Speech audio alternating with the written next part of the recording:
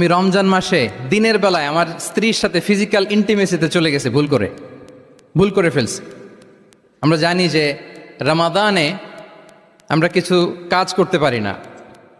সিয়ামের সংজ্ঞাই হচ্ছে আসওমু হুয়াল ইমসাক আনিল আকলি ওয়া শুরবি ওয়াল জিমাই মিন তুলুইশ শামসি ইলা মিন তুলুইল ফাজরি ইলা গুরুবি শামসি মা আন-নিয়া। মানে রোজা হচ্ছে এটা এমন ইবাদত, সূর্যোদয় থেকে সূর্যাস্ত পর্যন্ত না খেয়ে থাকা, কোনো কিছু পান না করা, এবং দিনের বেলায় বিবাহিতরা তাদের স্ত্রীদের সাথেও ইন্টিমেসিতে যেতে পারবে না। এটা যদি কেউ মেনটেন করে এটা হচ্ছে সিয়াম।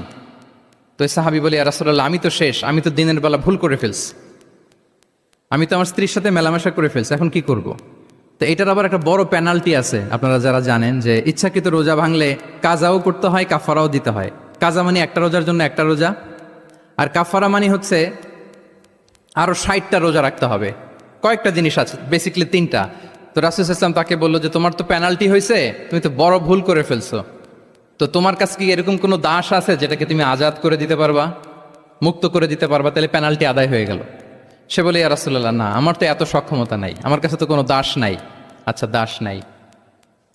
তো রাসূল সাল্লাল্লাহু আলাইহি ওয়াসাল্লাম বললেন, তাইলে তুমি টানা 2 মাস রোজা রাখতে হবে, তাইলেও পেনাল্টি হয়ে যাবে, আদায় হয়ে যাবে, পারবা? সে বলে, ইয়া রাসূলুল্লাহ, 2 মাস রোজা রাখা তো এটা কঠিন হয়ে যায়, ইটস নট এ জোক। টানা 60 দিন কি করে রোজা রাখে? তো রাসূল সাল্লাল্লাহু আলাইহি ওয়াসাল্লাম বললেন, এটাও পারবো না, তাহলে 60 জন মিসকিনকে খাবার খাইয়ে দিতে হবে এজ এ পেনাল্টি। এটা বড় অন্যায় করে ফেলছো, 60 জন মিসকিনকে খাবার খাওয়াবে, এটা পারবা? সে বলে, ইয়া রাসূলুল্লাহ, এটাও পারবো না। তাহলে কয়টা অপশন দিয়েছিলেন রাসূল সাল্লাল্লাহু আলাইহি ওয়াসাল্লাম? আওয়াজ করে বলেন তো কয়টা? একটাও উনি পারবে না। দাসও আজাদ করতে পারবে না, 2 মাস রোজাও রাখতে পারবে না, 60 জনকে খাওয়াতেও পারবে না। তো রাসূল সাল্লাল্লাহু আলাইহি ওয়াসাল্লাম বললেন, কিছুই যখন পারবে না, কি আর করা, যাও একটু অপেক্ষা করো, দেখি কি করা যায় তোমাকে নিয়ে। তো রাসূল সাল্লাল্লাহু আলাইহি ওয়াসাল্লাম অন্যান্যদের প্রশ্নের উত্তর দিচ্ছিলেন, সময় যাচ্ছে, হঠাৎ করে রাসূল সাল্লাল্লাহু আলাইহি ওয়াসাল্লামের দরবারে 1 ঝুড়ি সাদাকার খেজুর আসলো, 1 ঝুড়ি। তো সাদাকার 1 ঝুড়ি খেজুর দেখে রাসূল সাল্লাল্লাহু আলাইহি ওয়াসাল্লাম বললেন, ওই ব্যক্তিকে ডাকো যার কিছু নাই, কিছুই করতে পারবে না। ডেকে আনা হলো।